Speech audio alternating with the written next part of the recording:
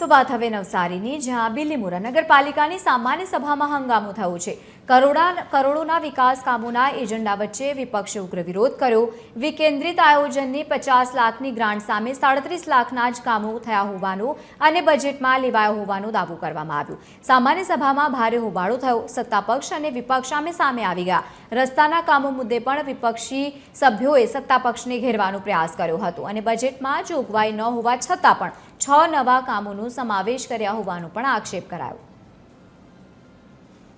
કે એક વિકેન્દ્રિત આયોજનનું 50 લાખનું સરકારશ્રીએ ગ્રાન્ટ આપી, જ્યારે એ જ કામમાં 37 લાખનું કામ બજેટમાં લેવામાં આવેલું, તેમ છતાં 12 કામોની અંદર 6 કામો એવા હતા કે જે બજેટમાં જોગવાઈ હતી જ નહીં, તેમ છતાં આ 6 કામ વધારાને લેવામાં આવ્યા અને 6 કામ જે છે એ વિકેન્દ્રિતમાં લેવામાં આવ્યા છે। અમને વાંધો એટલો જ હતો કે 1 મહિના પહેલા બનેલું બજેટ તો જે ચેરમેને બનાવેલું છે એ ચેરમેન જો એ બજેટનો ભંગ કરતા હોય તો એ બિલીમોરાની પ્રજા માટે વ્યાજબી ન ગણાય।